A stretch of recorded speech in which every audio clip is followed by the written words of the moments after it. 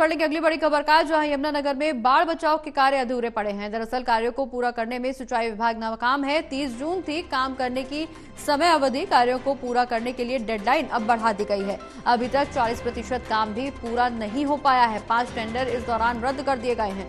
तो बड़ी खबर आपको बता दें, जहां राहत बचाव कार्य अभी भी अधूरे पड़े हुए हैं। दरअसल यमुनानगर में बाढ़ बचाव के कार्य अधूरे हैं और ऐसे में सिंचाई विभाग नाकाम साबित हो रहा है। दरअसल 30 जून काम करने की समय अवधि निर्धारित की गई थी। कार्यों को पूरा करने के लिए अब डेडलाइन बढ़ा दी गई है। चूंकि अभी तक 40% भी काम पूरे नहीं हो पाए हैं, इसलिए 5 टेंडर भी रद्द कर दिए गए हैं। साथ ही साथ डेडलाइन बढ़ा दी गई है।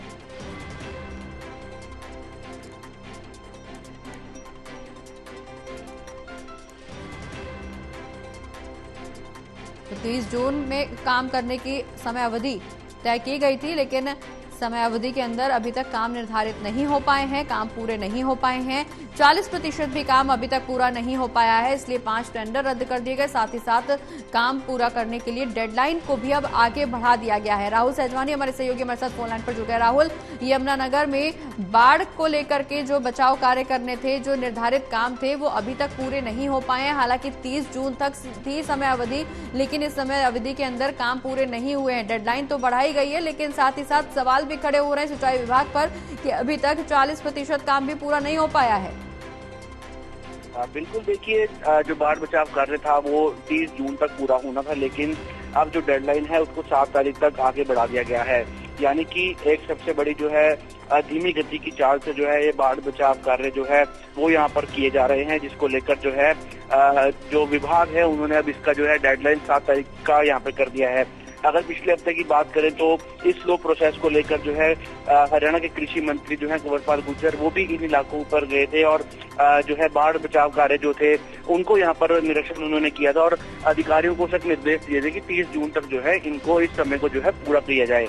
लेकिन आलम अब ऐसा है कि जो टेंडर है, जो 5 टेंडर थे, उसको भी यहाँ पर रद्द कर दिया गया है, क्योंकि ठेकेदारों की जो है स्लो जो है प्रोग्रेस को यहाँ पर देखते हुए, लापरवाही को देखते हुए वो जो टेंडर है उनको भी यहाँ पर रद्द कर दिया गया है।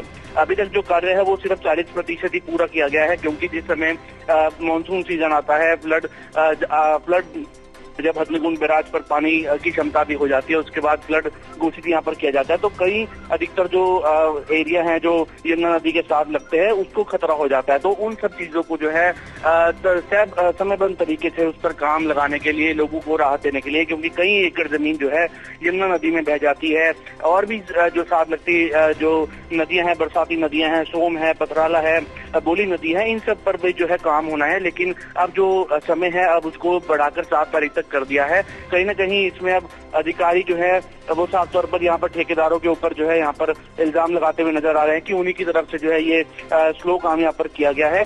फिलहाल जो टेंडर है वो लगभग 72 करोड़ रुपए का था, जिसको लेकर ये बाढ़ बचाव कार्य यहाँ पर किया गया था। लेकिन फिलहाल स्लो गति के कारण अब जो डेडलाइन है वो 7 तारीख तक बढ़ा दी गई है। चलिए, बहुत बहुत शुक्रिया राहुल, ये तमाम जानकारी हमारे दर्शकों तक पहुंचाने के लिए।